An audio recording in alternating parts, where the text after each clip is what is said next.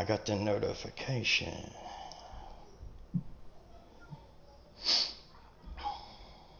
If my phone would work.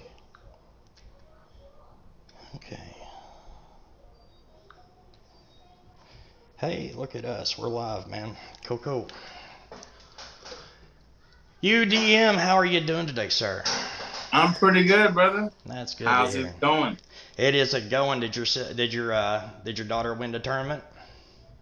No, they lost the first two games, but they won the last one and they went out with a banger. Yeah, Right. so yeah, Well, was the trip at least fun? it was. We decided to turn the disappointment into an experience to remember. Right. Yeah, we had fun. Cool. So I just want to take a second to point out just how absurd this is. This is like, for me, this is like having Joe Rogan on my very first live stream. Yeah, Joe Rogan. Oh wow. You are, man. You are the Joe Rogan, and I guess you could say I'm the Howard Stern of the gig economy. I'm the one that says all the stuff that nobody likes, but that's cool. That's cool. So I'm the premier But driver. Howard Stern became very popular. Well, if you notice, my subscriptions and my view count has went up, and that was by complete accident. But I'm not getting comfortable with it because I'm getting ready to release a video that I'm pretty sure I'm going to lose about 50% of my subscribers for. Oh man. But that's how it rolls. You'll see it. You'll see what I'm talking about when it comes out. So basically, I want to try to make this as simplified and brief as humanly possible. So you were once an elite premier driver for Grubhub, I and like to then consider myself to be elite, yeah. yeah. Well, I know exactly what you mean because you could tell a difference if you just listen to other drivers and how Grubhub treats other drivers, and then you notice that you're not getting that same treatment. It makes you wonder if you're doing a better job than everyone else. Yeah. In my experience, so I know what you mean by elite driver. I was at one point, like for example, um, I got two offers on my screen one time, and then I got an offer from Huntington, West Virginia. Then I got an offer from Ashland, Kentucky, and that was 30 miles away. And I was like, how am I going to do that? And then I got another trip from Huntington, West Virginia. I'm like, so I guess I got to knock out these two Huntington, West Virginias first.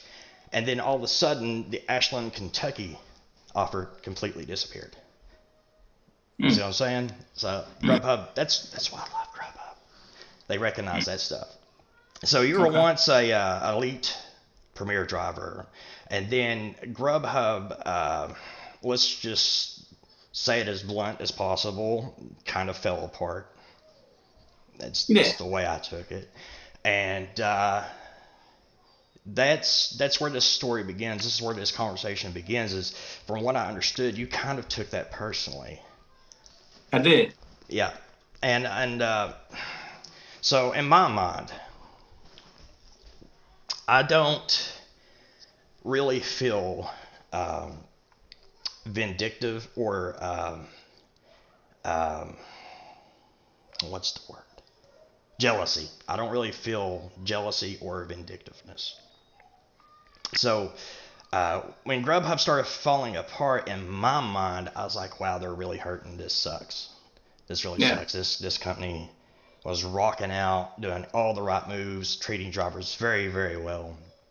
And then I'd love to know exactly what caused them to fall apart. But I don't think there's just one thing. I think there's a whole laundry list of things. Yeah. I agree. Yeah. So you took that personally, and I took that as the end of all things. Mm. Uh, I uh, see what you're saying. Yeah. yeah. So that's where I'm trying to get in your head at is what made you take it so personally. And from what I understand from the conversations we've had behind the scenes, that you feel kind of salty toward Grubhub, and that's what I'm trying to understand is why would you feel salty toward a company that couldn't really help what was going on? Well, um, at the time, Mm-hmm. I came from a W-2, and it was hard to try to make money, Right. right? Right. It went from me doing Uber Eats full time, being able to make almost $200 a day. Right. It took a long time, a long day. It was a long day. And then the market started getting saturated. And then that almost $200 day turns into a $90 day. Yeah. When they told me to sign up for Grubhub, and they meaning like Pay to Drive and some other another channel, right? When they told me to sign up for Grubhub, I was like, I'm doing my Uber thing. Yeah. You know, my Uber Eats thing. I didn't really want to sign up. So something happened when I saw that it was a consistent less than $100 day, and my son, my oldest son, was just born. Yeah. And I'm like, I can't afford to make $90 a day. I need to make more. Right. So I decided to sign up for Grubhub. Once I signed up, I was in that I'm gonna take everything mentality. Right.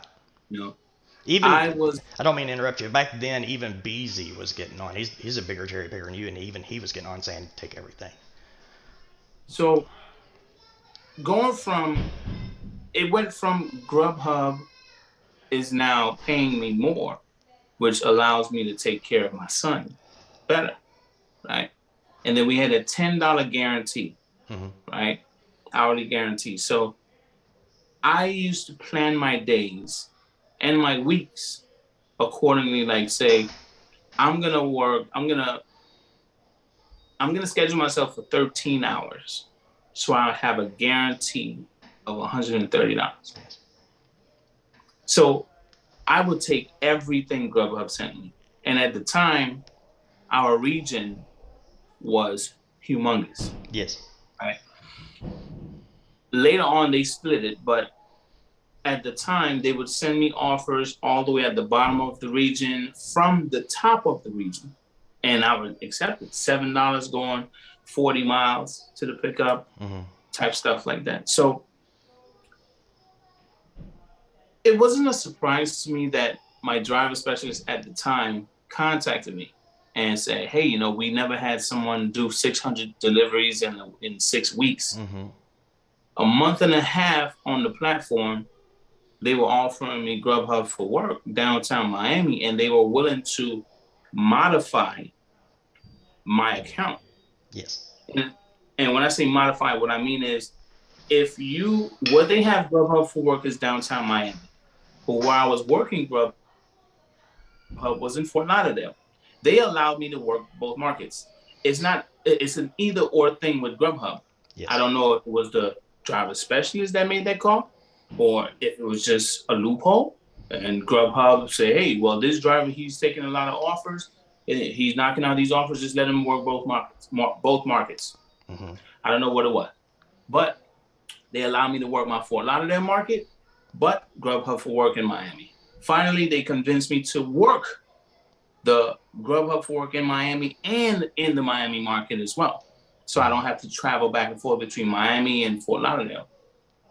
There were times where, and I'm going to get to answering your question. I'm trying to give you the whole story. Yeah, this has to be broken down. Has to. Yeah. So there were times where I would not be scheduled to do Grubhub for Work.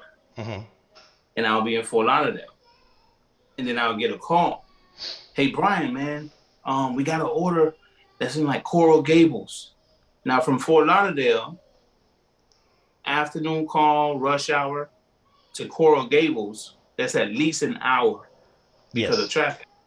So I got to the point where they would be calling me, hey man, we got this order, man, and, you know, we really need it to be done. I'm like, well, I'm all the way in Fort Lauderdale right now, man. I'm knocking out, but it's like I'm all the way in Fort Lauderdale. It's gonna take me some time before I could get down there. Yeah, they used to make it intense. We'll take care of it. We'll take care of it, no problem. Yeah. So I would then drop the order that I had. Yeah. I'll drop it off and I'll just hightail it to Miami. Yeah. Like dodging through traffic and everything. So I did that a few times. It wasn't like, say, 100 times. It was more like maybe five times. Yeah. From Fort Lauderdale to Miami. And I started developing a relationship with these dispatchers. Right. Being on the phone with them, I could call them Right. and ask them, "Hey, I wasn't able to grab a schedule for Grubhub for work. Can you do something for me?" And they would give me a schedule. Yeah. You know, or the same thing as, "Hey, I wasn't able to grab a schedule for as a Premier driver, right? Can you give me a schedule?" Yeah. They would then give me my schedule. You know, so I was spoiled. Right. I was spoiled, and I had two dispatchers, and then when they took one of them away, and then it was more difficult to be in contact with the other dispatcher because now he's doing everything by himself. I wasn't in my feelings yet. It was Right. just more like, well, damn, okay, well, he's busy. Let me just give him some time to do what he's doing, you know? Yes.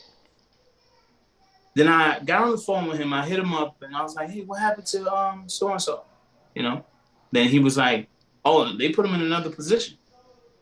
I said, "Oh, okay, well, he moving on up. All right, cool. Yeah. Salute, right?" And then a little while after that, maybe about 2 weeks later, he's gone. Right. He sends, but we had a relationship to the point where, if I remember clearly, like he sent me an email Right. to let me know, like he's no longer going to be the dispatcher. Yeah. He's not going to be over that anymore, and they're going to be transferring the Grubhub for work. They're going to shut that down and turn it into Excel orders. I was like, okay, all right, cool. So while I was working downtown Miami, I no longer had a dispatcher to contact. I was grabbing as many schedules as I could. Some days there were no orders at all, Grubhub for work.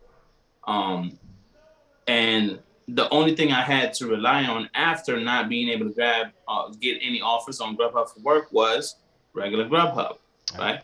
I had my schedule. So now downtown Miami, parking sucks. Traffic is hell. Yeah. Pedestrians are crazy. Right. Right. Yep. And it's just hectic down there, and it's a commute from home. It's at least 35 to 40-minute commute, depending on traffic. Yep. So now I'm driving all the way down here. I came down here because y'all asked me to come down here. And the final straw was when I was trying to grab a schedule. Right. And they only released 8. Yeah. For the whole entire region of Miami.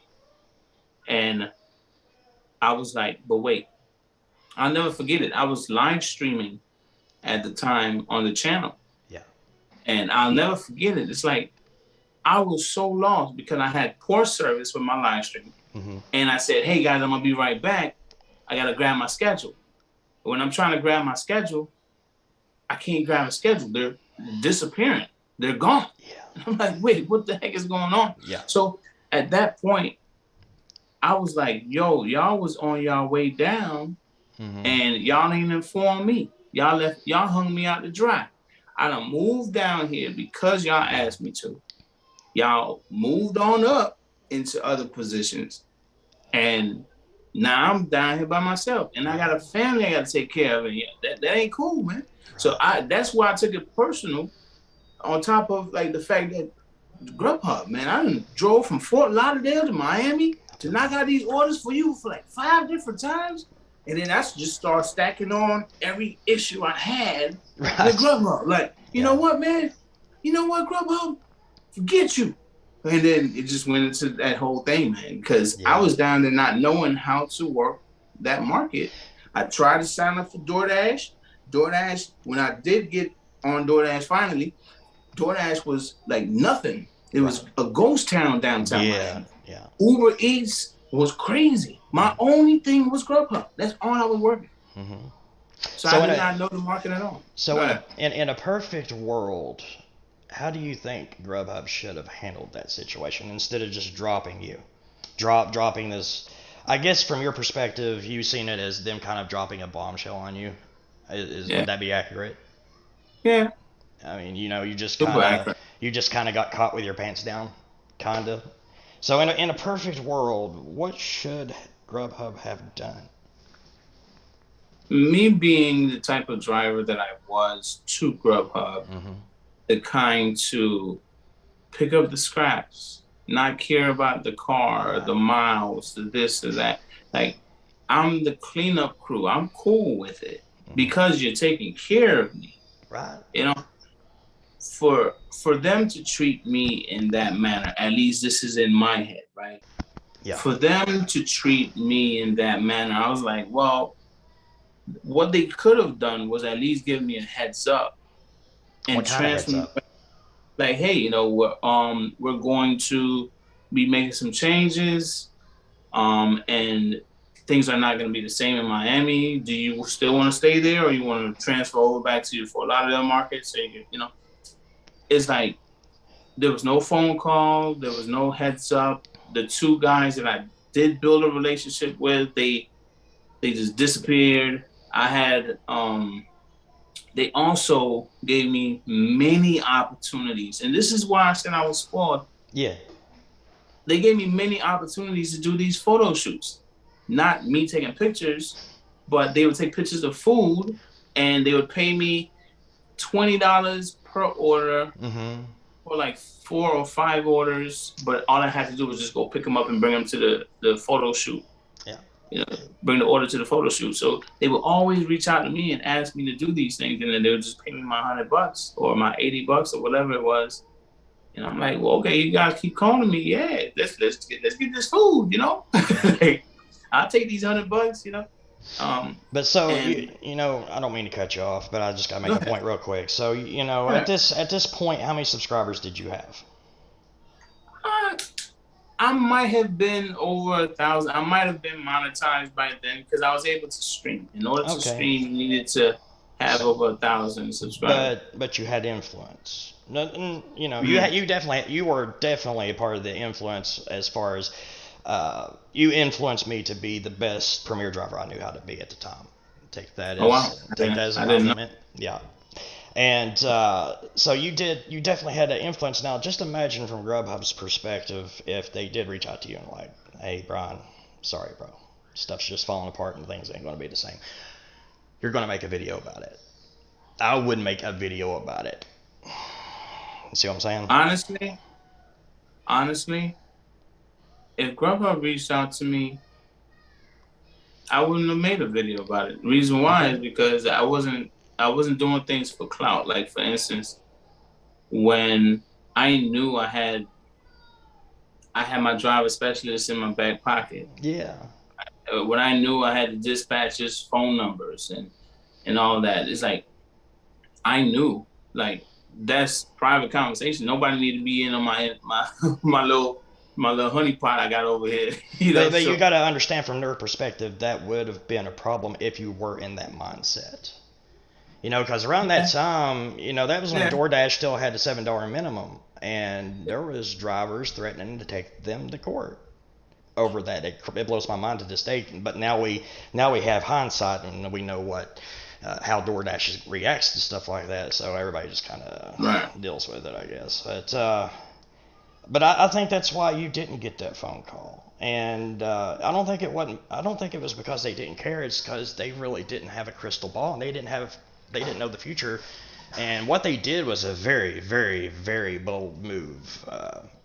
They basically made their competition dirt cheap, and I don't understand why they did it. I think it's because it was a business move to make Grubhub Plus more appetizing, but.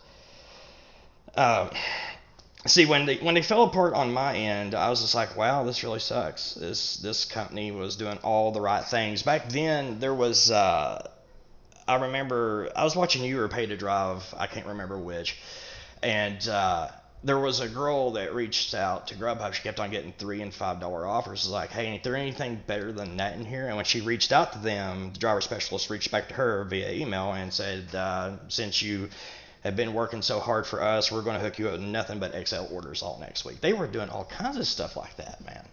All kinds of stuff like that. Unfortunately, Grubhub for Work fell apart before it even got to my area, but it was coming, and I was doing everything I could to get on. So how was Grubhub for Work? Was that extra money when it was popping? To be honest with you, Grubhub for Work had its good and bad days Mm-hmm. because it wasn't popular. Right. So you could get $100 order today, Mm-hmm. and you might not see any other orders for the rest of the week.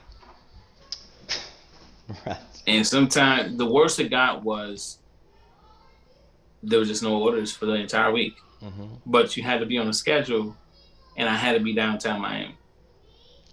So it's like it could be a really bad week, man. But that's where they would fill the gaps with like the regular orders. That's why they were telling me be down in the market that in Miami. Yeah. So anytime they have an order, they could like give me a heads up Yeah. while I'm working my regular Grubhub. So I mean, don't get me wrong, I still love Grubhub. Right. You know, this is why I still have it. I did an order today. you know, and the types of orders that I get, I also see. I don't know what it is Mm-hmm. about the offers, but it's like I try to help people see the positive in things. Where if you want $1 a mile and it's one way, why not take it? More than likely, they're going to send you something else that's going to take you back to where you started from, or it's probably going to take you somewhere else, but it's up to you if you want to take it. Right. But look for something to take you back to where you started from if that's important. But why make a big deal about $9 going 8 miles? Yeah. Why make a big deal about $8 going 8 miles? Yeah. It's like, it's not every time that I would do that, right? But if I see an $8 going 8 miles in the direction I want to head in, I'm going to take that. you know, it's like I'm not, like the whole spiel about tips and people not leaving tips, and like I take things at face value. And if I see $8, I'm not worried about if the customer tipped me $4 and Grubhub gave me $4. No, I see $8. I'm gonna take these $8, Right. and that's it. Yeah. So in the end, I see how to make money in 2022 with Grubhub on my account. It's not the same Grubhub that I know about, but I didn't let my past experience with Grubhub affect my future or my present time with Grubhub. I'm not going to delete the app because it's not what it used to be. Right. Now I'm going to make it work for me. let's talk about the future for a minute. Just pretend for just a second that you do speak for the vast majority of drivers, because you technically do. As a cherry picker, you feel the same way as 90%. I have people dropping down in my comment section, basically repeating what you're saying, except they're not as nice about it. So what could Grubhub do at this point to restore faith in drivers, in your opinion, and get things back on the road again, and get drivers excited? Because I'm used to being a Premier driver when it was hip to be a Premier driver. When I became a Premier driver, it was absolutely the hip thing to do. People were bragging about it, showing their stats, 100, 0, very proud of that. And now you get mocked and made fun of for it. Yeah. So what, in your opinion, what is in Grubhub's control to do to restore that? I already know the answer. They can't. I don't think they can at this point. There's too much competition out there. I got 5 apps on my phone. I wasn't gonna let your answer influence my answer, Okay. but right now, the only thing that they can do will hurt them. Yeah. And that's paying drivers the money that they want. $2 a mile minimum. Like that's not always gonna be the best thing for them. It's Grubhub pays well, Yes. but a lot of the drivers in the community now treat it as the third app or the fourth app because of the miles. And then, so imagine DoorDash has miles. Uber has miles. But for some apparent reason, they pay better in some markets, right? For the miles that you're about to drive. Like, Yeah. say, if you will see a $40 order, depending on the market, obviously, but you will see a $40 order more frequently than you would see on DoorDash than you would see it on Grubhub. Yeah. But not saying that the $40 order won't exist, but I truly believe that if Grubhub were to like ease off with like the restrictions, the constant, to me, that's what it feels like. The old DoorDash that were constantly pinging you, saying, "Hey, you don't appear to be moving," or "Hey, you don't be appearing to do. You're not doing this. You're not doing that." That's what Grubhub turned into, and I feel like when they followed the DoorDash model of how they treat their drivers, but DoorDash was doing something a little different with how they pay their drivers. That really, it's like DoorDash was supposed to follow Grubhub, not Grubhub following Well, DoorDash. let me tell you why that happened. This is a fact. Basically, DoorDash drivers. I don't really want to talk smack about DoorDash. That's not what I want to do. Okay, Okay. I'm grateful for every one of these companies. So when I say something, it is from my perspective and it is fact as far as I'm concerned. But because of the rating system and the way DoorDash has a lot of things set up, it kind of created a toxic environment amongst drivers. Okay, uh, I call it rage quitting when a delivery driver is just fed up with everything that's going on, has five crappy customers in a row, and they rage quit by ringing the doorbell and drinking the milkshake right in front of the doorbell, or taking a dump in a garbage can right out in front of the customer's house. You know, all this rage quitting is what I refer to that as. That came over to Grubhub. This attitude that drivers created in the DoorDash atmosphere come over to Grubhub and multi-app. I was there when multi-app took, and buddy, every driver was like, while they were waiting on a DoorDash, they would go ahead and accept a Grubhub, and because there was no rating system on a Grubhub, they would just hang on to it and wait a whole hour for them to complete the DoorDash, then go run the Grubhub. And then, you know, DoorDash drivers started putting DoorDash priority because of the rating system, and Grubhub still doesn't have a rating system. Hopefully they never will, but we'll see. And that's kind of why Grubhub implemented some of the same rules that DoorDash implemented, and almost every app out there, it ain't just them two. It ain't just them two. I don't want, Uber Eats has never given me a notification, but I've had Uber Eats drivers all around me get shut down for taking two separate orders from two separate apps at the same time, but they didn't do it the advanced cherry picking way. They done it the dirty cherry picking way. You know, they went 5 miles this way and then doubled back 10 miles this way. So that's why, in my mind, I think, you know, that's what I've always loved about Grubhub, man. They don't have a rating system, and they weren't pushy at first. Now they have to be because of the competition. So I don't know how they could. So I'd love to see things revert back to the golden days of Grubhub, but at this point, I don't see how it can happen unless we all work together, and that's really what this channel's all about. I know that sounds insane, but you don't know until you try. I mean, Grubhub. Okay, so Grubhub was strict back then, and back then Kind meaning of. 2018. Hmm. But the level of strictness 2018 Grubhub was tolerable. Yes. You know, it just like you said, the golden days of being a premier driver. Right. Back then, it was like, yeah, I'm a premier driver. It was like a trophy, you know, Yep. something that held your head high, you stuck your chest out, like, yeah, I'm a premier driver.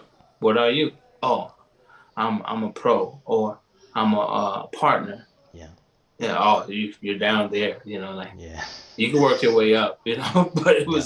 it was definitely gave me a good feeling to know that I was a premier driver. Um, but at the same time, too, I feel like the reason why I was excited or I felt good about being a premier driver is because I really worked hard to get to that Yes. status. And then I also knew that the amount of schedules that Grubhub was releasing for the week, by the time it got to Saturday morning at 10 a.m. or something, there was no schedules for pro or partner. So Right. those levels, it was just non-existent. It was just all Premier. Right. If you wanted to be working on the Grubhub platform, you were pretty much a Premier driver. Right. Well, You know? so from my perspective, a premier driver, the benefits, the main benefit of being a premier driver is job security. When I run into BS, let's say I run into a scamming customers trying to get free food, I know I could probably get by with one of those a day, maybe two. If I were a cherry picker, I wouldn't get away with it. I don't believe I'd get away with it. You might, but I don't think I would. How do you feel But about why? that? But why though? Your influence. I'm not trying to put you on the spot. Uh, okay, let me ask you this. Let's be straightforward. Would you be absolutely shocked if Bentley Coupe got deactivated on Doordash? Because I would be. No, I wouldn't. Really? I would I be would. absolutely shocked if Bentley Coupe got deactivated on Doordash. I really would. If he were to get deactivated, I would feel bad for him. Right, absolutely. But I wouldn't be shocked about it. Okay. It's like, I'm like, just because you have whatever partnership with DoorDash, or Mm-hmm. you go to wherever DoorDash, you're basically pushing DoorDash. I would feel bad for at the fact that, oh man, they let you go, bro. You were like everything DoorDash. Oh man, that's kind of messed up. Right. That's how I would look at it. But Right. then I would be like, well, that's why they say don't put all your eggs in one basket. Right. Well, I mean, That's how I would take it. but what do you think the chances are of that ever actually happening? I mean, I don't think. I mean, he's really putting out content to help Dashers be Mm-hmm. better for Right. DoorDash. So But he's the most pro corporate door dasher out there. That's what yeah, I'm. I That's mean, really yeah. what I'm trying to be for Grubhub. I'll go ahead and straight up say that right here on this live stream. I am pro corporate for Grubhub, and when they did suspend me, it did hurt my feelings. But I understood that if there weren't other drivers around me doing BS, then I knew that was the cause. I knew it wasn't me. I didn't take it personal. I got suspended because other drivers were doing stupid things. So one bad apple spoils the bunch type of thing. One driver can change the entire TOS of an entire company.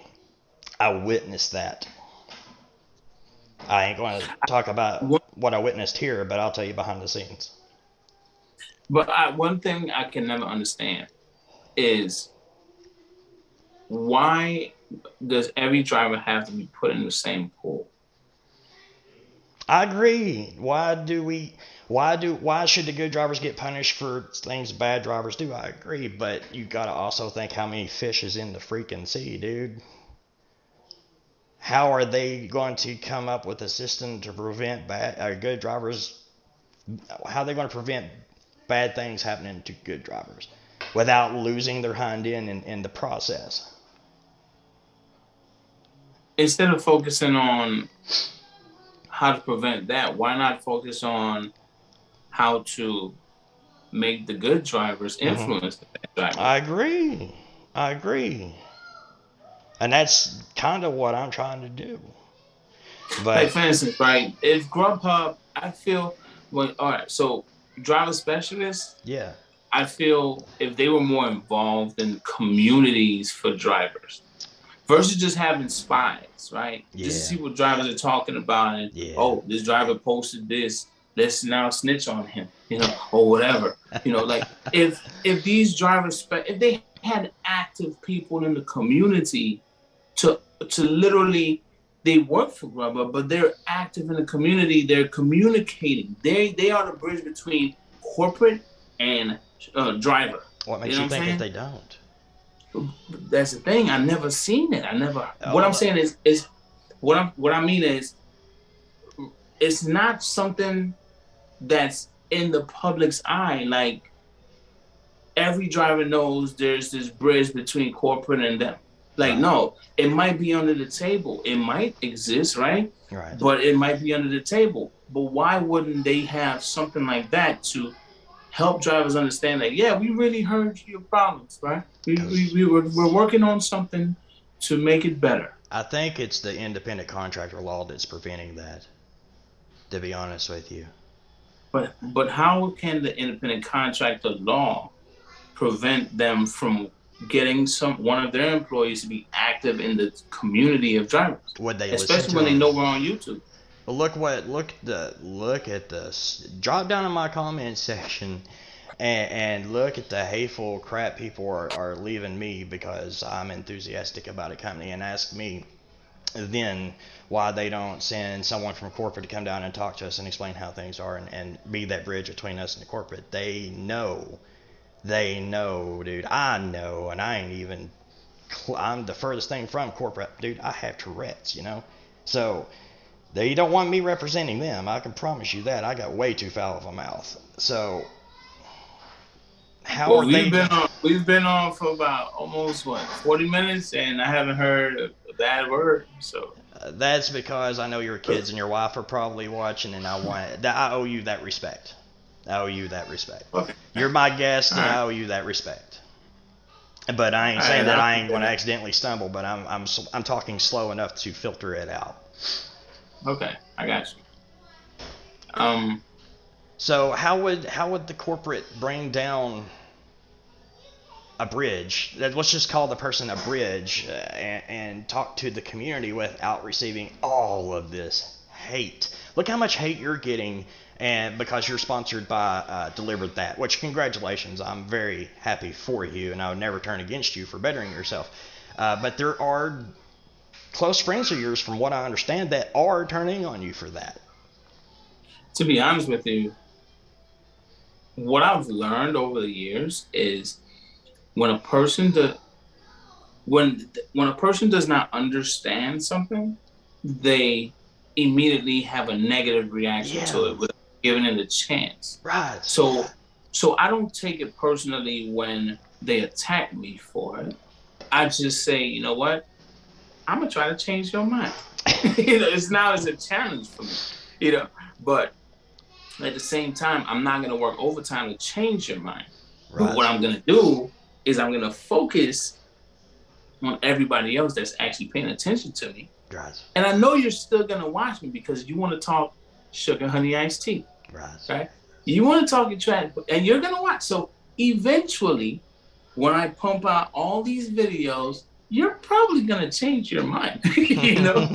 So it's like I don't take it personally, but the thing is, man, I feel Grubhub should have been involved in the community before things went downhill.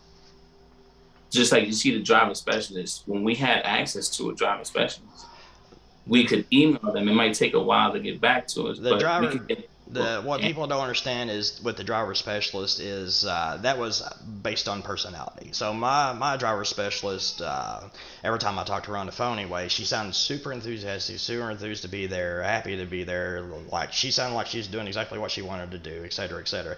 Then I've talked Yeah. to other excuse me, I talked to other driver specialists that sounded like they wanted to kill themselves for being on the phone with me. So if your driver specialist wasn't helping you out or responding to your emails, it was because they simply kind of just didn't have to. And But but all I'm saying is how involved they were. right, It made it feel different. Like, what's the number one complaint from drivers about these companies? the long wait at the restaurant's what I've been hearing the most here lately. Not okay. What I mean is about how the companies treat the drivers. The way I understand it, and now just keep in mind my brain does not operate on the same level as It's everyone fine. else's. The way I understand it, it sounds to me like drivers are just getting offended by getting $2, $3, $4 offers. They literally take it personal. All right. So the thing is, for a long time, I've heard drivers say, "Oh, these companies don't care about us." They don't care. They don't care. They don't care. But then I had to do my part and try to help them understand, like, it's not their business to care about you. Right. It's your business to care about you. You have to look out for your bottom line the same way they look out for theirs. Yes. So I had to do my part and try to help them understand that. But they feel like the companies don't care. And I feel like if when Grubhub had the driver specialist responding, it could be 3-4 days later, doesn't matter. Someone was responding to an actual question that a driver had. They weren't treated as bad as they are now. Yes. I know we had a whole conversation about the driver specialist and why, how things went for Grubhub and all that, but I feel like if they had someone that was active in the community, like, okay, for instance, I don't want to compare apples to oranges. I don't want to compare DoorDash to Grubhub, but look, like DoorDash is held up here. Yes, you get a bunch of trash offers on DoorDash, but there's that community council that everybody keeps trying to get into. Right. That's it. That's the bridge between regular driver and Tony Shu. Right. Well, that's what I feel. DoorDash is on a different. They're playing a different game altogether. They really. Okay, when I see pictures pop up of what looks like 10 or 20 McDonald's bags full of food and all no tip offers, and they're not moving and they've been there forever, I see those pictures every day, and it's a different picture every day. That tells me DoorDash does not care if the food even gets delivered. And it sounds to me like drivers are wanting to be independent contractors with W-2 benefits. That doesn't make sense to me. It doesn't. Right. But there's something about it. Why? If DoorDash is treating drivers like, or if drivers are seeing so much trash on DoorDash, but on Grubhub, 8 miles for $9 versus a 9 miles for $2. Yes. Right? Why is DoorDash still held up here and Grubhub is still down here? For some reason. Oh, go ahead. No, I wasn't going to interrupt you. I was just kind of honestly thinking to myself for just a second. Is because they dropped their price. That's the weird part. Even though they dropped their price, they're still expensive. Like the last time I ordered DoorDash, we just recently got DoorDash here in Grayson, Kentucky.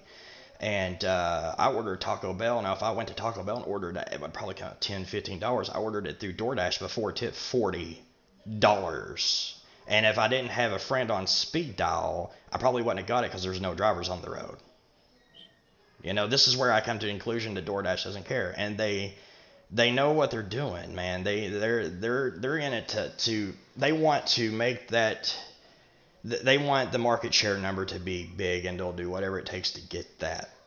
Now, Grubhub recently, surprisingly enough, I'm going to admit this, I have never ordered through Grubhub. Ever. No. Never. But I'm seeing promotions on TV that they're the lowest cost and it's on time. If it isn't on time, they'll make it right, which from what I understood from a customer, an actual customer told me that if it shows up more than 5 minutes late, they take $5 off your next order. So I don't know how accurate that is. I don't know if that's the same thing in every region. I don't know. Never ordered through Grubhub because we don't have Grubhub here. I'm probably 20 miles outside the Grubhub region boundary. Very limited, like Denny's and Wendy's is about all I can, and it comes from 20 miles away. And I know if I don't leave a $20, $30, $40 tip down, I'm not getting that food. So Grubhub's biggest issue is orders not being picked up. Well, at least to me, as a driver. More of it's getting picked up than what you think is because of the Premier Pro partner system.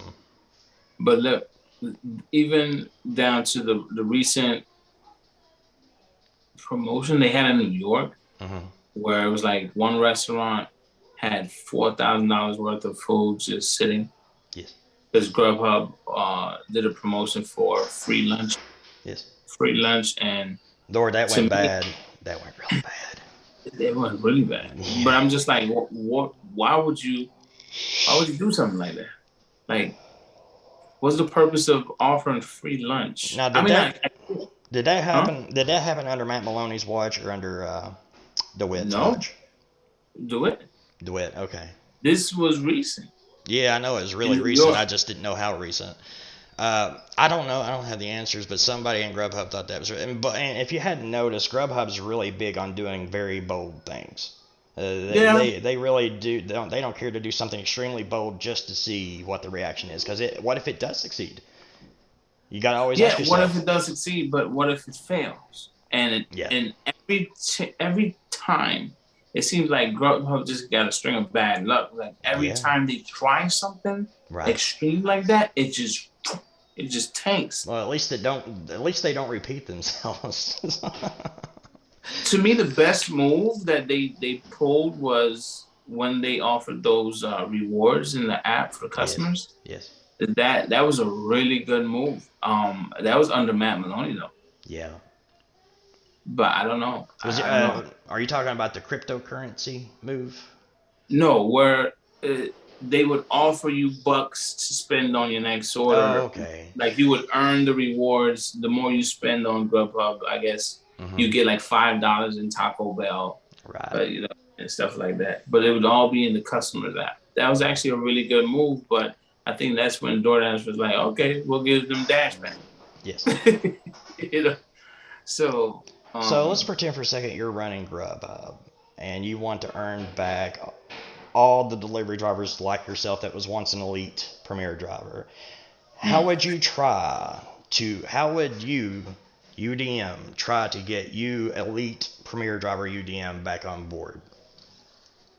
I mean, I'm not talking about kissing butt, but what could Grubhub do at this time to get drivers excited about it again?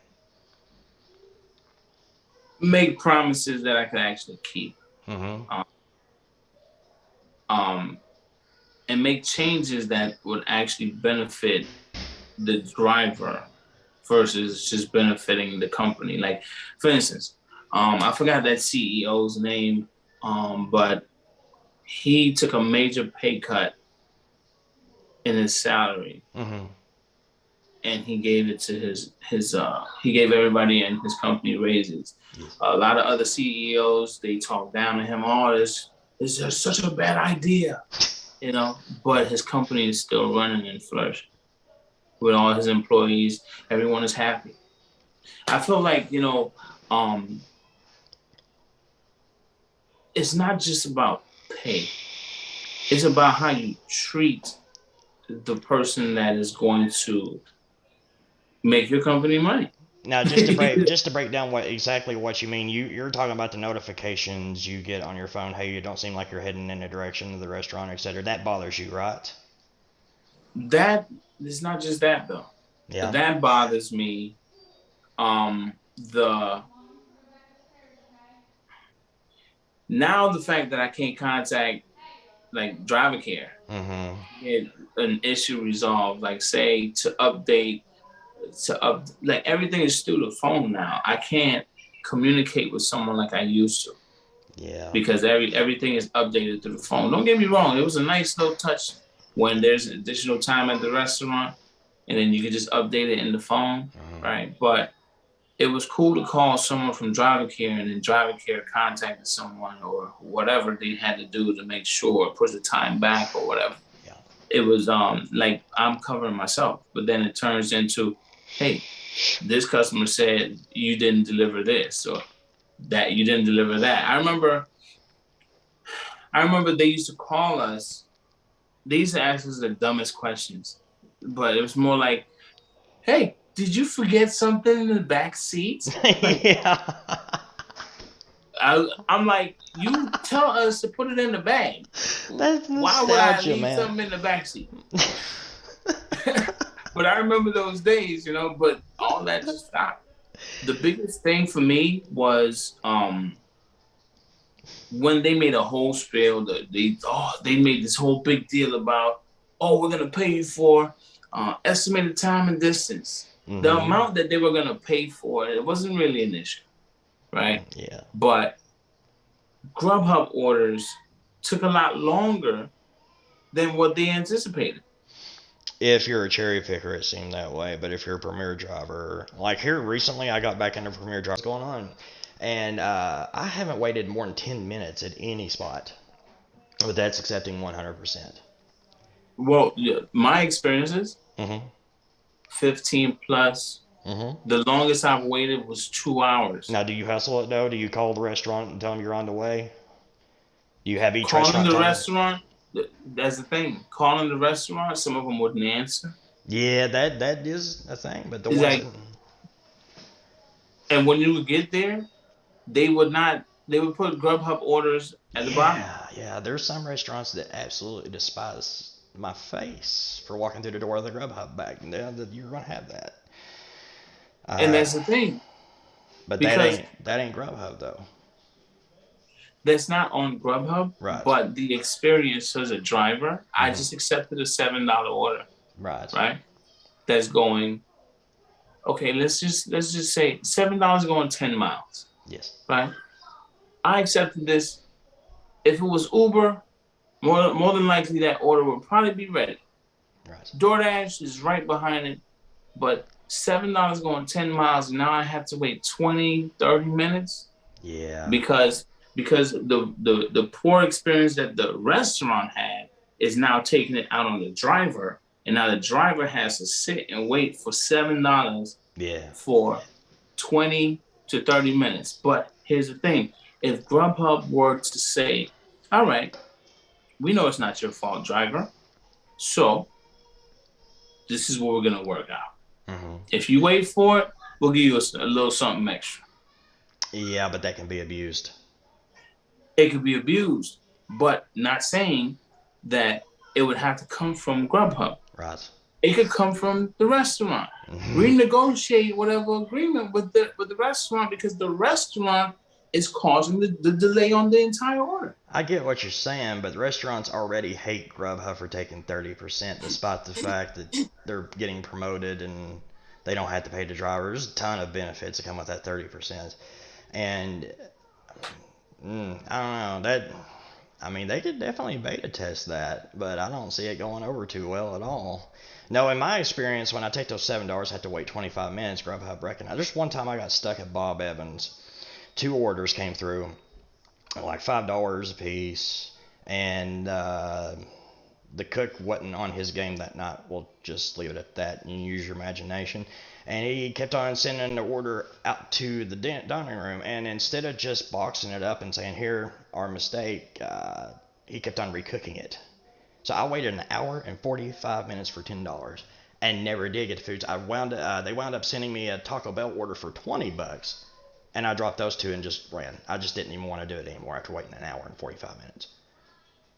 So, but in my experience, Grubhub does make up for that. They recognize when you're sitting there spending an explosive amount of time waiting at a restaurant.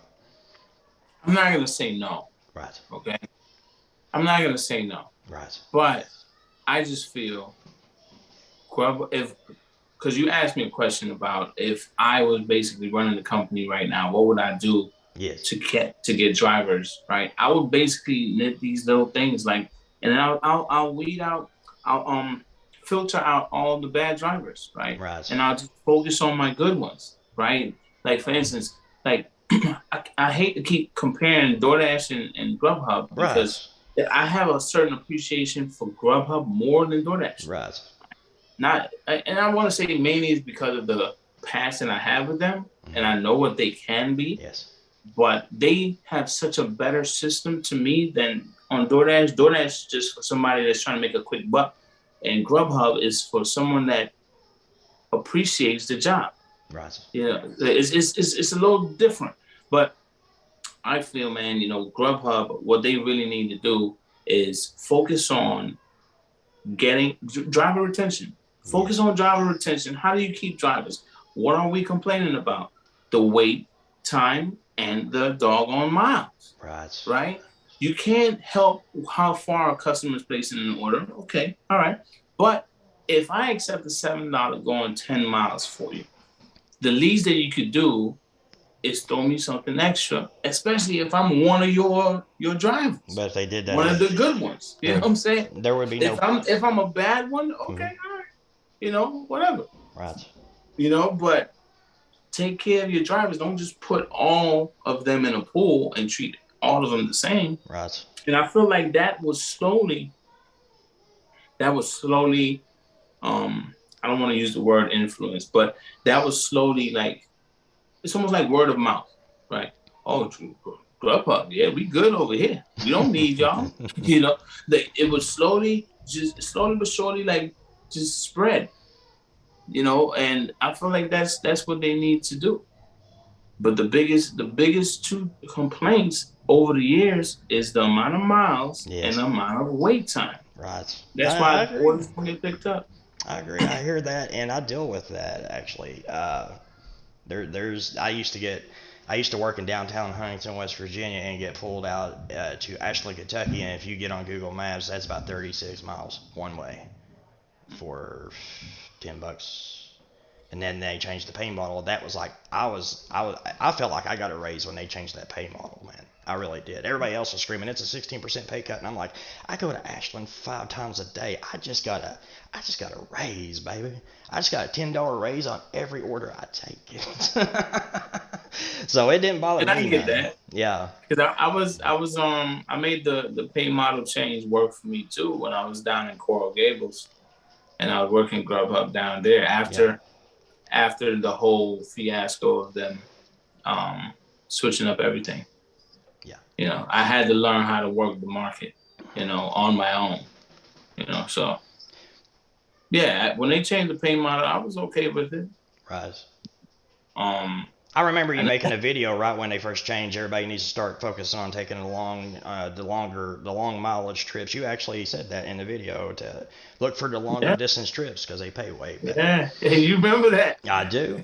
I think you got that privatized now, but yeah, because I can only go back Oh two man, years on your channel. I was going back looking for stuff when I called in before you even knew me like you know me now. yeah, So, in yeah. your opinion, go ahead. Go ahead. No, all I was saying it was like it was just more worth it back then to take the Yes. long distance trips, Yeah. and they did make a change, but yeah, that's a whole different story. Yes, But sir. So, in your opinion, is it impossible, in your opinion, to for a premier driver to fall down to a cherry picker and revert back to a premier driver? Is there any possibility that a full-blown cherry picker such as yourself would ever return to premier on their own merit?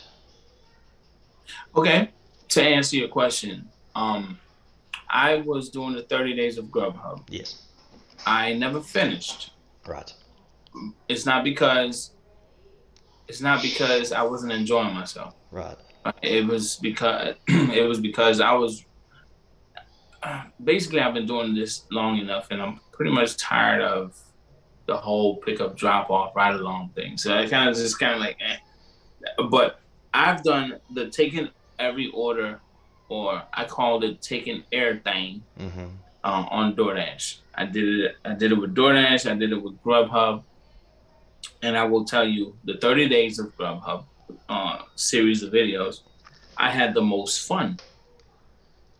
Um, and I had the most fun because I saw what Grubhub was doing, Yes. and it made, yes, I was driving a lot of miles, but it made the trip worth it for me because my mindset, as long as my trip is worth it, I'm gonna take it.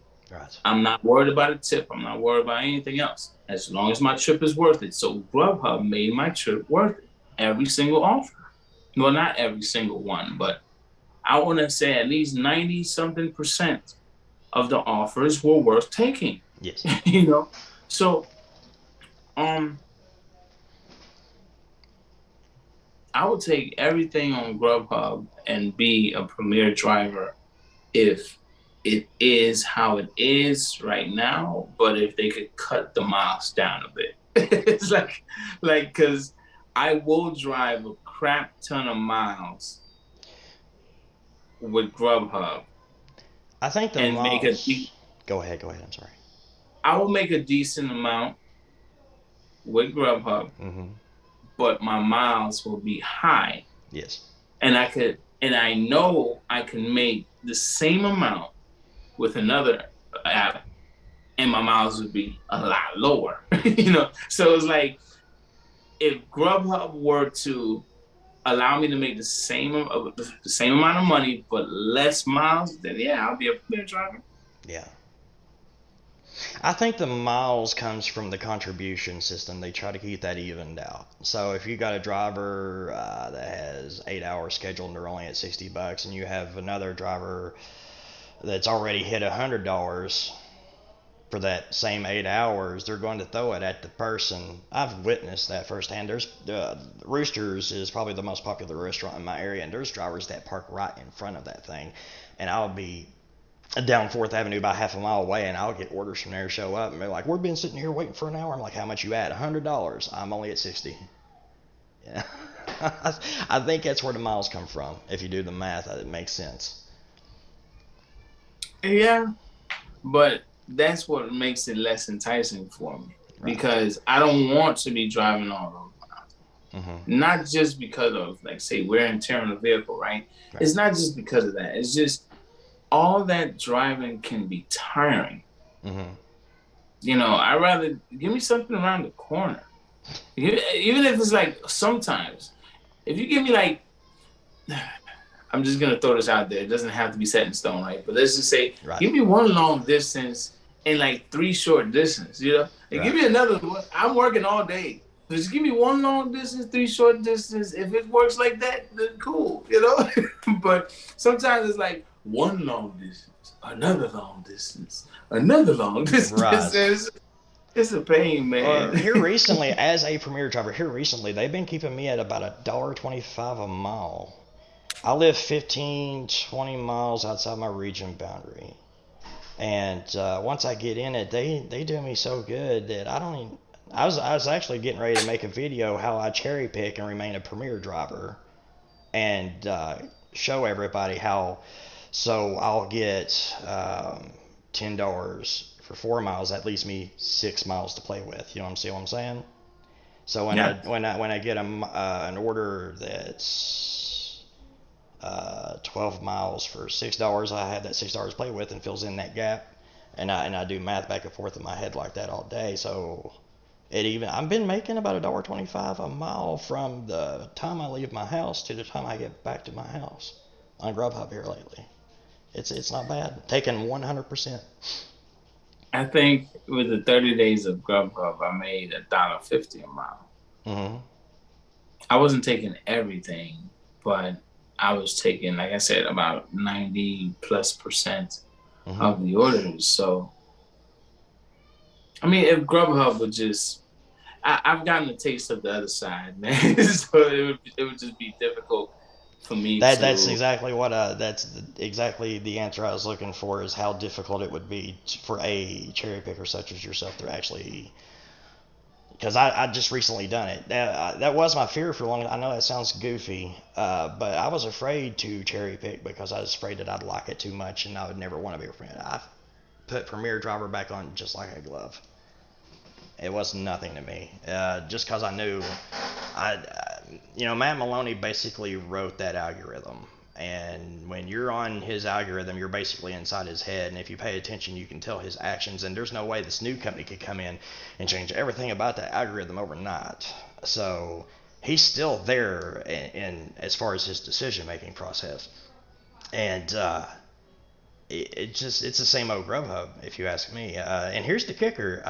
I'm making to the dollar the exact same amount. If I cherry pick, if I multi-app and cherry pick and do math all day and start being super picky about my orders, I make the same amount as being a Premier driver. Mind you, that don't add up in miles. I drive less miles as a cherry picker, but the dollar amount is there. I make the same exact dollar amount. And I shared with you the first time we talked how much I clear each week. I don't want to say that publicly, but me and you make really similar money, and you're a full-blown cherry picker and I'm a Premier driver, and that's what would blow everybody's mind if I went public with the dollar amount that I make. So I think in my mind people are missing pieces of the puzzle by not trying everything. If you've never been a top dasher, try to be a top dasher, or watch Nugs and More Finance. They both go into Top Dasher every now and again and make a video of it so you can at least see it. But I think if you don't try Premiere Pro and Partner, you're missing pieces of the puzzle. In my mind, in my opinion. And that's where I would do what I've done.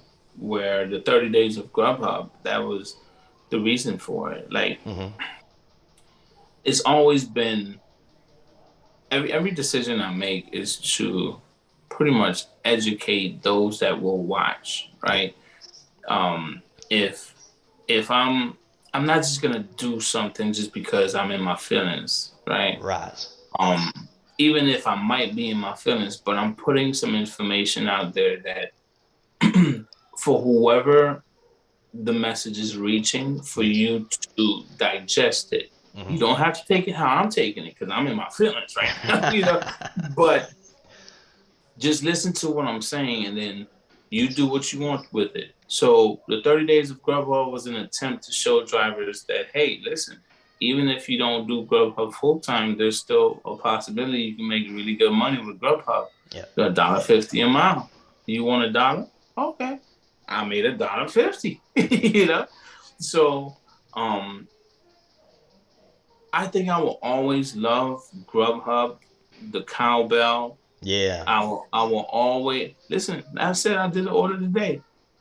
You know, it's ingrained in me, man. It's like I'm a cowbell guy. You know, blink, blink, blink, blink, blink. I just worry. Once I hear that go, go ahead. I said their notification system hasn't been working that well here lately. I'm getting a lot of ghost orders. I'm getting a lot of orders that showing that I missed. I'm getting those too. Yeah, and I know I'm not. I've compared notes with at least 6 other drivers. There's one Premier driver that fell out of Premier because of it here recently. I was working my way back up to being Premier driver, and I just keep pushing forward because when I had my acceptance rate down to 18% when I decided to go back to Premier driver, so I had to. When Grubhub was popping, I stayed on it, but when they slowed down, I found myself sitting in the car for an hour, Doordash, Uber Eats, etc. Used to, you could reach out to a driver specialist, which you technically still can do this, and get bumped back up to Premier. I don't. If you're sick, I think they look at your drop blocks. If your acceptance rate is below 50%, they're not going to help you. But you used to be able to do that, and now you still can. It just takes them 3 weeks to get back to you, and by then, the probationary period's almost over with anyway. So what's the point? I don't know, man. I don't know. But thank you so much, man. Thank you so much for coming on, having this conversation with me. No problem. I wish we live streamed our very first conversation. We got into some juicy personal stuff then, though. But yeah, I mean, you recorded that, didn't you? I know no, you didn't. I could. Nah. Okay. Well, the reason you mean are you talking about the one on Messenger? No. When we first started, the very first phone call, and the reason I thought you recorded it is because you was telling me you had to transfer data off of a hard drive real quick before you could call me, and I was like, "Is he making room to record this?" And you told me on the phone you didn't. It wasn't recording me. I don't believe in. I'll tell you, I did record the conversation between Pedro and I. Yeah. And I told him that before I recorded that, right. But it was, when I did that, it was mainly to protect me from any false claims. And I also let him know that I would not be releasing that. Right. If, I have no reason to release it. It's just, if something comes up that is false, I have the proof. And that's the only reason why I have it, not to say anything bad about him or anything. But the only thing I'm going to say, man, is everybody's wondering why I made a 45-minute long video about him, because I wanted to say everything I had to say and be done. Yeah. That's why I did a 45-minute long video. I'm done. I'm a pass Pedro. We're good. Yeah, and I feel like, no matter what, everyone is entitled to their own 45 minutes. Yeah.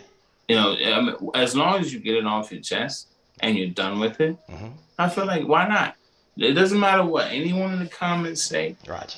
I've done it too. I've done a whole rant,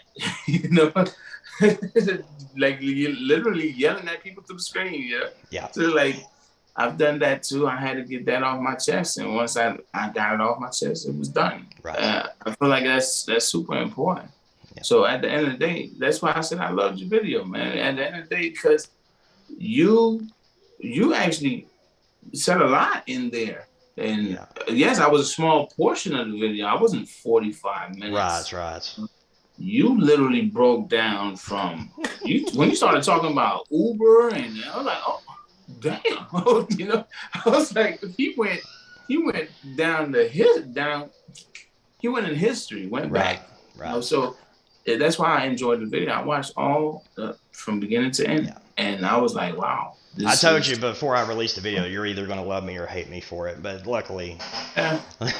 At the end of it all, man, I told you our first conversation by phone. I feel like we were misunderstanding each other. Absolutely. Not on the phone, but just not having that conversation was the reason why we were misunderstanding each other. Once we had that conversation, I don't want to say peaches and cream. Well, I feel every time I talk to you, I feel like I walk away with something new, and that's why I love talking about it. You know, that's why I love reaching out to you, because every time it seems like every time we get together like this, we both walk away with something brand new. And it's both ways. Yeah, man. I thoroughly enjoyed that. All right, guys, how long have we been doing this? It's about an hour. An hour and 11 minutes. Is it time to turn it off there? Do you got anything else to say? Honestly, I could talk about Grubhub all day. Yeah, there's a lot there to talk about. There is, and my goal and my mission is to somehow. I know it's impossible, but I'd love to see Grubhub return to the glory days. I loved it when Matt Maloney got on TV and told Doordash that there's no way that they could beat him. I'll tell y'all this. I'll tell whoever's watching this, right? I'll say this, right? If Grubhub were to come to me with a plan that works for drivers, this is the same thing as I'm doing with Deliver That, right? A lot of drivers did not understand how Deliver That works. Right. So even if I knew that they hated it, it was my duty to let them see this is how it really works. You just misunderstanding it, right? So if Grubhub were to come to me with a plan to be 2018 Grubhub, and they want me to be involved in it, I would sit and listen to what their proposal is. Absolutely. Like, it doesn't even, I wouldn't even say, hey, you got to pay me. No. Like, that's how much I love the platform. Right. It's like, I know that platform can be such a great platform for drivers, but they do have to make some changes. And if they were to come to me and they say, hey, UDM, hey, we'd like for you to team up with us on this, and we'll take your input. Obviously I don't expect anyone to just take 100% of what I'm saying, but if I give some suggestions, at least I would like to see something like it or similar implemented, right? And if you're making an effort towards that, then I can back you. Right. So if Grubhub were to come to me about that, I would probably be on board. Just being honest. And I don't need any money. It's just I want drivers to see the opportunity, but there has to be an opportunity. And it's not going to bite them in the behind like this free lunch promotional thing that they did. I don't know what they were thinking, but yeah. They were honestly, I know this company well enough to know to tell you exactly what they're thinking. We're going to do this and we might fail, but what if we succeed? I gotta ask you this before we leave. Yeah. Would you have done this free lunch thing? Forget how Grubhub might be thinking. Would you have done this free lunch thing? Okay, in order to answer that question, let's talk hypothetically that I would be behind the scenes and I can see statistics numbers, and I have a team that's absolutely bad A, and I know could run the servers properly, and the servers can handle the stress, because this team we're talking about, runs the servers now, and Grubhub rarely goes down. In fact, recently, one time, Doordash went down very recently, and Doordash sent out a text to everyone in my region saying, "Hey, we're still open if you want to hop over on our platform." And I thought that was hilarious. So if I'm behind the scenes and I can see all this stuff, and I'm like, there's a possibility this could go wrong, and if it goes wrong, it's going to be really bad. But from what I'm looking at, the numbers add up. We could be heroes here. This would be, either way, they kind of won if you think about it, because they made the headlines again. Not all good, not all promotions, good promotions. I've always heard there's no such thing as bad press. There's no such thing as bad press, but if all everyone is talking about now when it comes to Grubhub is how much they owe this restaurant, how much they owe that restaurant, it turns into, oh, Grubhub is just, yeah. Well, you don't read any headlines about how Grubhub is paying these restaurants, though. You don't read those headlines. You just hear about what they owe, but they're not paying because they honestly don't have the money to pay it. And that's the reason they're pretty much maxed out. When they did $7 minimums in my area, they broke even. They probably sunk a little bit because I know there was a few scamming customers and a few scamming drivers. Nobody's innocent out here. And, I'm not sure. Back then, they used to eat that cost, but I think they reverted the TOS to where they had to take it out of the restaurant's money that they deposit into their bank account. I'm not 100%. That's none of my business, but I'm assuming that. So I know when they did $7 minimums, they broke even. And we actually made money. But there's no way that business model would work because Grubhub has always been about making money. They was the first gig company to be profitable. Profitable, yeah. Yeah. DoorDash is 20 years away from being profitable. There's times where they peak and make profit, but they ain't concerned about profit. They're concerned about market share. That's why DoorDash or Grubhub never really, if Grubhub panicked when DoorDash took number one, they would have dropped their price into the dirt. They didn't. They kept their prices just a little bit more expensive, but they kept their customer service on par, and customers recognized that. But there was fewer customers. There's not near as many customers out there that appreciate good service, good quality of service, versus the cheaper version of something. So, you think so? Dude, I can tell you this. The reason I recommended, I've already told the story that I recommended to Grubhub that they raise the price to be more profitable, and customers would appreciate the better quality and pay more for it. That's who I am. That's who I am. I don't really, I look up reviews for stuff on YouTube before I buy it. Thanks to YouTube, I don't really have buyer's remorse at all anymore. I research the heck out of stuff and make sure I know what I'm getting, exactly what I'm getting, before I even get it. Because you can do that now thanks to the internet and YouTube.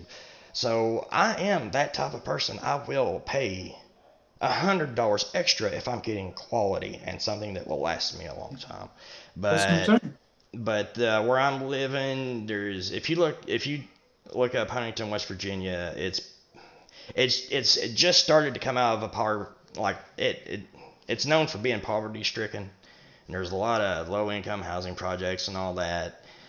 And it was just starting to pull out of it until gas went through the roof, and now it's kind of sinking back in. But that's all over now. That's even in Kentucky. Ashland, Kentucky was flourishing, man. It was blossoming, and thanks to gas prices, it's crumbling.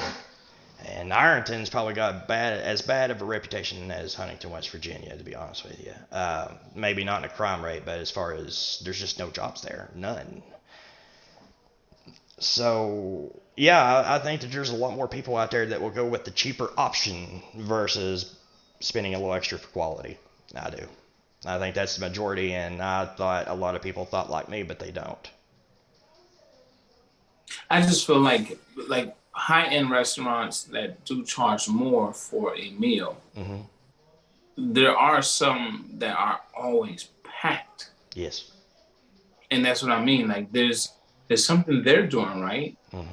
So why wouldn't they pay for the same quality on an app? Of course, I feel like they would, but it's all about what's their perception of your app. Like how. Go ahead. One thing I know is customers, they place orders on Uber Eats Mm-hmm. because they get it fast. Yes. They love that about Uber Eats. Right. So whether or not they like the restaurant, it has nothing to do with it. It's just they get that fast hot food, or their ice cream is kind of still intact, Mm-hmm. you know. So, but they kind of almost guarantee like, oh, Grubhub, I'm not ordering on Grubhub because it's gonna take forever to get my food. So I think Grubhub has absolutely no control. I think quality exists at Grubhub when it comes to the customer service, because they have very little control over the drivers, especially because they don't have a rating system. So I'm hearing drivers that were doing bad things on DoorDash coming over to Grubhub and rage quitting and treating Grubhub equally. So the quality of the service, as far as the driver bringing the food to you, is probably going to be about the same. Maybe just a little bit better because of the Premier, the scheduling system. They know who all they're going to have on the road. They can predict a week ahead of time because we make schedules. Where DoorDash just opens up the floodgates when they need new drivers. all Dash right, now. listen, Yeah. we're gonna talk all night, Yeah. but That happens. but I gotta tell you my Grubhub experience Yes. before we end. Okay. I ordered my family. I was doing a test. Mm-hmm. It wasn't a race between Grubhub and DoorDash. I just wanted to gain the customer experience, Mm-hmm. right? So I ordered my family some DoorDash. Right.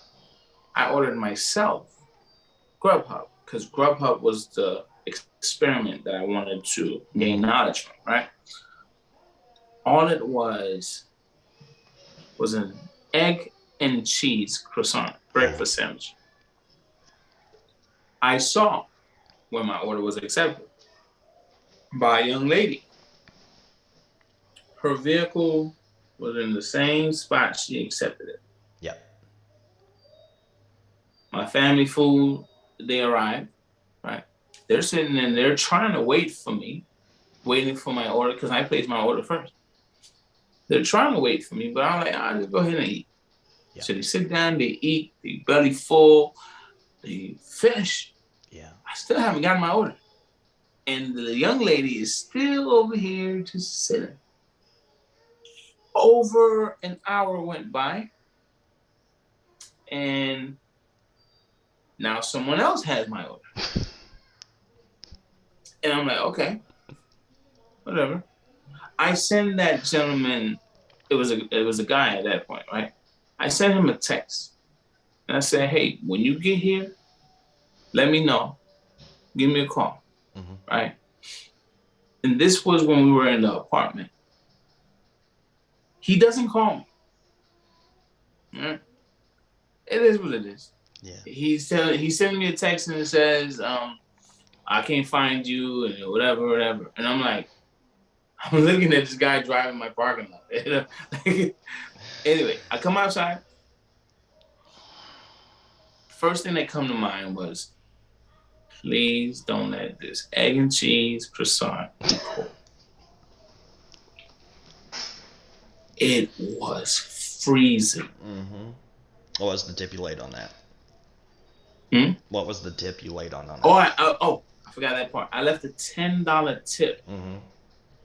on that order, and it Mm-hmm. was down the street. The first driver was maybe about a mile and a half up the road. Yeah. Brother, I don't have all the answers, but when drivers like you tell me things like that, that goes into my database. Uh, that's I've never had the Grubhub experience. I tried when I was down in Tennessee. I tried to order food, but it was 10 o'clock in the heart of coronavirus, and restaurants were closing down at 9, so I had to go DoorDash.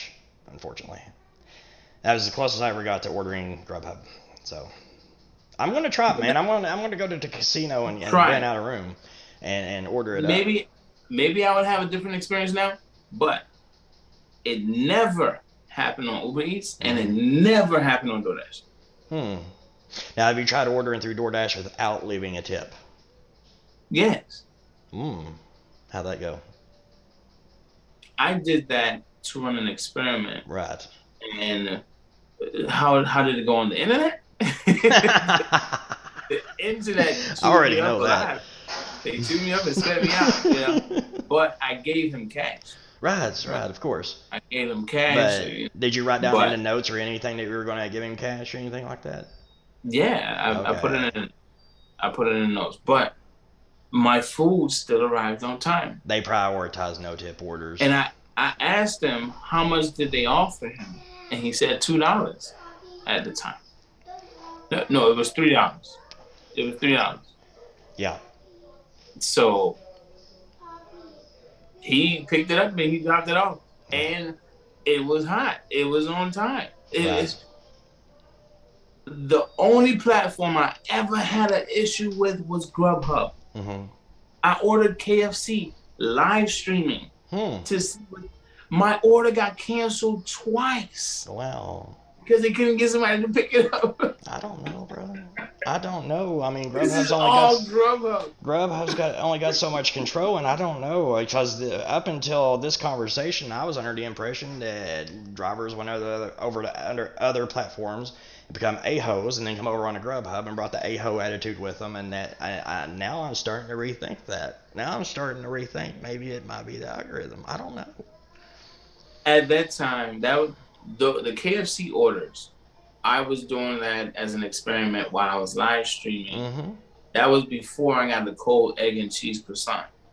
All right, so my order kept getting canceled. I only did 2 live streams, and both of them were canceled because they just couldn't find somebody to grab the order. I don't know. I didn't understand. I couldn't understand it, man. So I got sick of, as a customer, I got sick of ordering on Grubhub. Grubhub would not be my first option. Right. But did you feel like they took care of you properly when you called it in? No. Okay. Because I didn't call it in. Okay. So when an order gets canceled. Actually, the first time with the KFC, they gave me a $20 credit. Okay. To use, and that's how I ordered the second time on the KFC. Yeah. But then it didn't work, so they gave me, I think, a $15 credit the second time. But I just said, hey, I gave it to somebody. I said, use it or whatever. I'm not ordering again. Oh, dude, yeah. I mean, I'm sorry you had that experience, and every time I'm gonna go out of my way to see what my experience is. But all right. Let me know how that goes. I'll make a video of it. I don't care one bit. Or rather, my grandkids are trying to break the door down and tell me something, and I got this headset and I can't hear them. So let's go ahead and end it right here. I do appreciate your time, sir. And you sure you don't want any money for this? I know you. No, okay. Man. I told you, brother. When we had that conversation, I knew you were real. Right. So it was like, you know what? No. Is this the smallest channel you've ever collabed with? When we talked about this idea, it's only at 60 subs. I'm almost to 100 now. I don't know how that happened, but it did.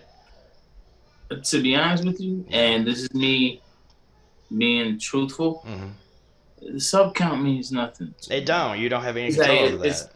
So it's like, I've never had someone with this sub count reach out to me and ask me, hey, can you be on my channel? Right. You know, but I wouldn't say no. Right. This is the same thing as Hannibal is Hungry gave me. He told me he was stoked when I commented on his channel. And at the time, he didn't have any subscribers like that. I'm like, the content was good. Like, what am I? I'm not supposed to say it's good, you know. But and all the people in the live chat, I'm sorry, I don't mean to be ignoring you. I'm focused strictly on UDM here, but I will definitely go back into replay. Yeah, who we got? I gotta go back and watch it. We got it. Hello, everybody. Yeah, hey. I didn't even know we had a live chat. I didn't know we had Alaska a live chat. Gigs and Guns, John.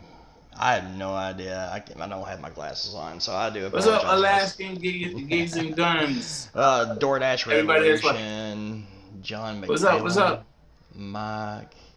All right, guys, we're going to end it there. I got to be up at 5 a.m. tomorrow to get my car in line. So thank you so much for coming on. Very humble of you. Very awesome conversation as always. And until next time.